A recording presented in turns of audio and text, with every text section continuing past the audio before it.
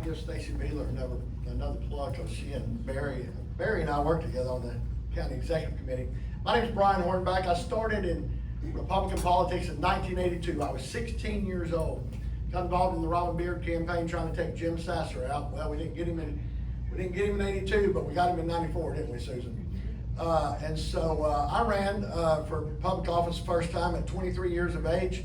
Ran against a 23-year incumbent. There was a third person in the race, and he was reelected by 112 votes, and I supported Joe McMillan, and I supported his son, Mike McMillan, that went on to serve in that position, and then went on to serve on the school board from the 8th District. My wife and I got married in 1988. We have two biological sons, and we got a niece from the family member that we raised from the time she was 3 until she was 18. They're now 35, 31, and 30. And we've been married for 38 years, lived down in the Bluegrass community. And so in 2000, I decided to run for school board because my kids were in school.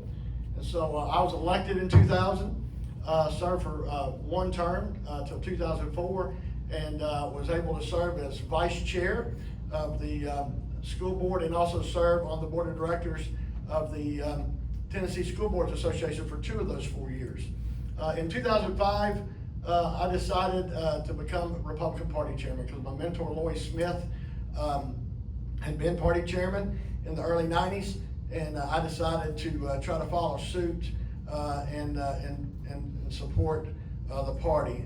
2005 was an interesting year because in 2006, we had a lot of fun in Knox County Republican politics. We weren't the majority, but the Supreme Court decided that our term limits that should be enforced need to be enforced after we got our candidates qualified to run on the ballot.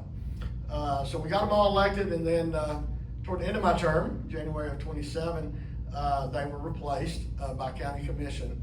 But also in 2006, we got the only Republican U.S. Senator for the class of 2006 elected, Mr. Bob Corker, and we made a competitive race against then Phil Bredesen. So I served for that time. During that time, we had issues. We had issues with one Republican joining with the Democrats to elect Kent Williams, the Republican from Elizabethton, to be the Speaker of the House. And so I know what it's like to deal with many of the issues we have going on today. In 2021, Matt Coleman moved down to Loudoun County, and he vacated his seat, and I was appointed by the State Executive Committee. The 66 of us, one man, one woman from 33 state Senate districts. There's 33 senators, there's 99 House members, so if you ever watch how either one of them govern, imagine what it's like to get to work with 65 others. But we do a good job. I've been happy to serve with Sheriff Hutchison. I've been happy to serve with Mayor Frank. I've been happy to serve with Jane Chedester, my colleague. And then, of course, Karen Brown and Kent Morrell are not running. Those 4 are not running. Only Jane and I are running for re-election. But many of the things that my opponents talked about, we've been doing. How do we fix bona fide? We fix bona fide by getting enough Republican state House members to close the primaries. Then we don't have bona fide. It's done. It's over. If you're a registered Republican, you're on the ballot. The guiding principles are on our website. We encourage everyone to do it. Waivers, interestingly enough, in the last election, this past May, the filing deadline was March. Jane Chedester and I only had 3 people that were in our district that needed a waiver of some form.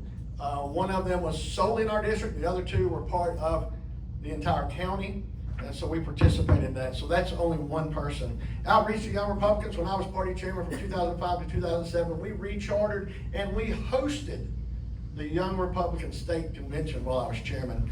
Candidates that aren't supporting other Republicans, I agree, that is an issue that needs to be dealt with. We got a letter overnight from Williamson County where the chairman down there is asking us to do something about 2 current Republican elected officials that have now endorsed either a Democrat or an independent. So that has to be dealt with.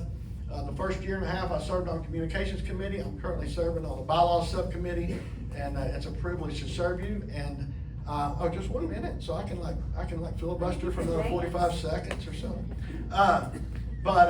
clog if you So, want it. no, I don't clog. But we will be dealing with those issues in the bylaws subcommittee, and we'll be taking it obviously to the full body. It's something we have to deal with. You know, I mean, yeah, we have to get people to sign that they're gonna support Republicans, but as we learned with some other candidates, when the conservatives required a school board candidate in the 3rd district to sign it, and he was unsuccessful, he supported the Democrats. So a signature on paper don't always work. I'm happy to serve. I ask for your vote. I'm always prepared. I show up, and I'm ready to represent the 6th district, Becky Massey's district.